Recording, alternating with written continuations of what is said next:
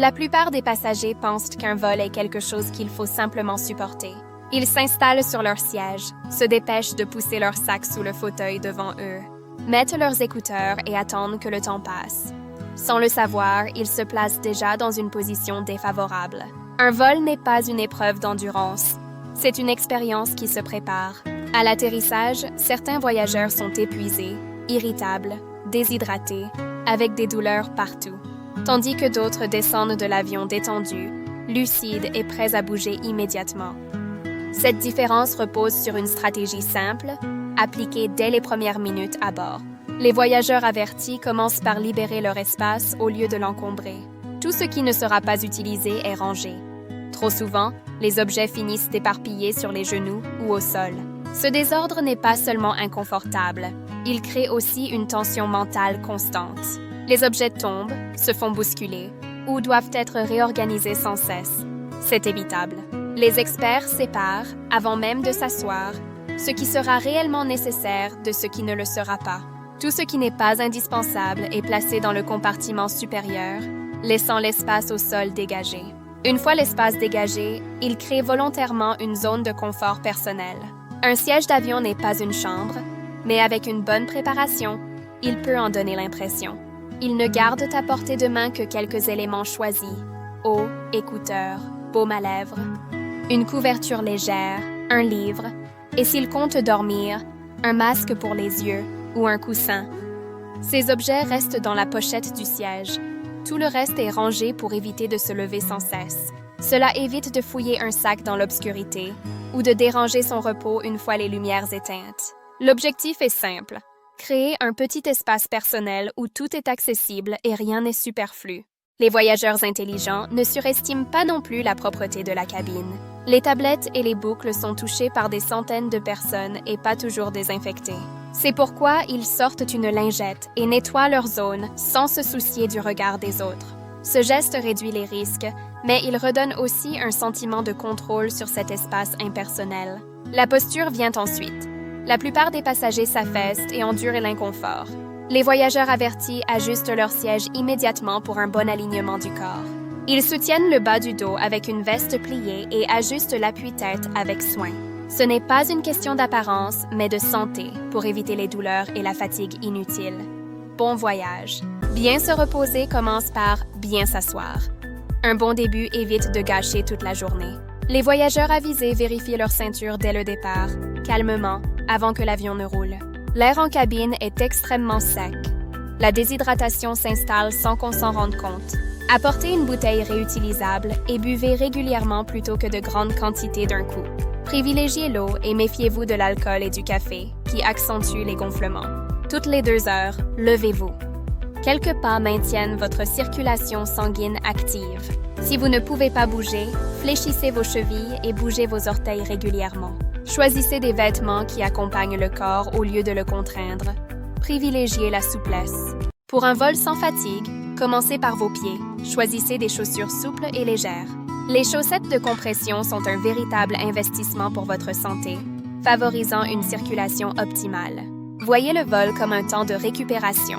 Dormir, même un peu, facilite grandement votre adaptation à l'arrivée. Prévoyez toujours un vêtement chaud. La climatisation est traître et le froid fatigue inutilement l'organisme. Enfin, déconnectez. Rangez votre téléphone et utilisez ce moment pour lire ou simplement respirer profondément. En maîtrisant votre espace, vous préservez votre énergie pour la suite. Très bon voyage à vous. Cette coupure volontaire crée une transition mentale essentielle.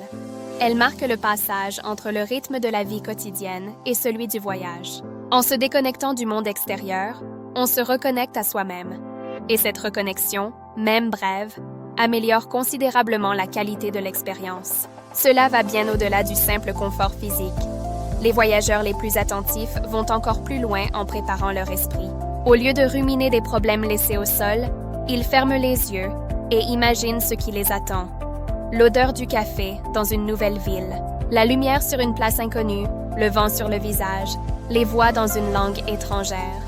Visualiser ces détails active l'esprit. L'attention se déplace naturellement vers l'avenir. Ce simple exercice a un effet profond. Il coupe le lien avec le stress. Il envoie un message clair. Le voyage a commencé. Le temps passé en avion n'est plus une attente, mais une transition consciente.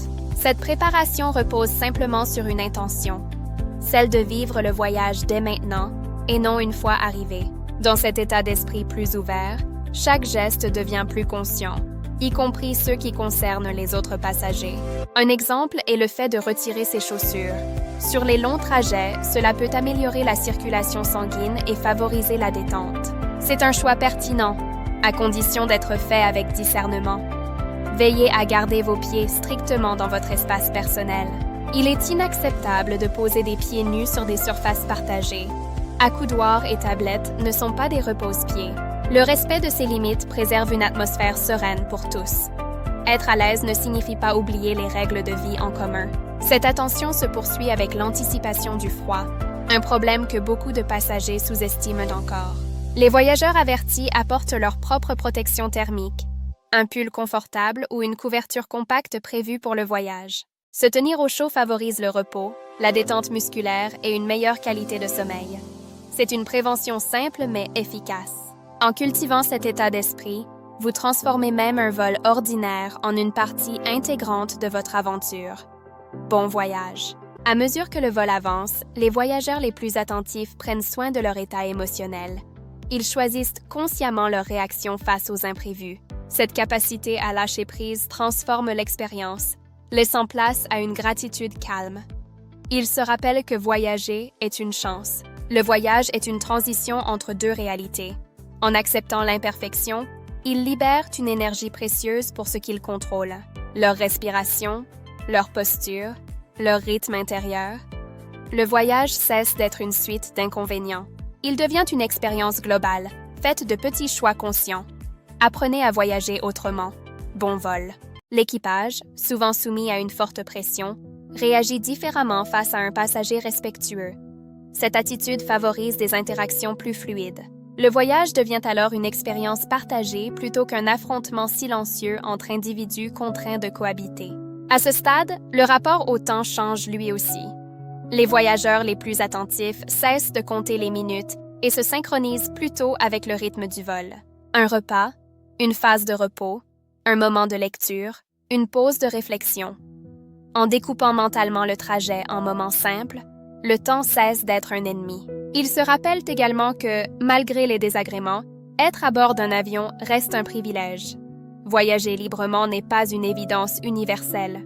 Cette reconnaissance transforme subtilement l'état émotionnel. La frustration recule, remplacée par une forme de gratitude tranquille. À mesure que cette attitude s'installe, le corps suit naturellement.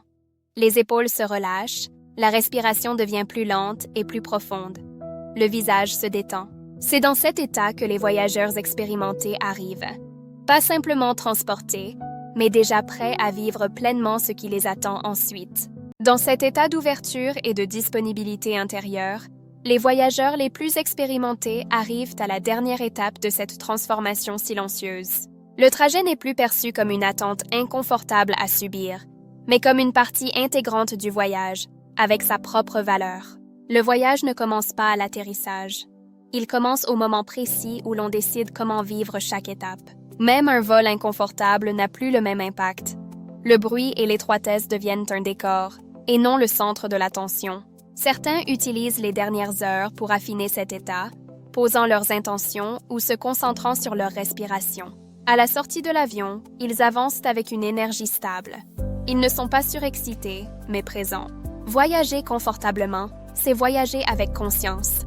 Chaque vol est une occasion de mieux se connaître.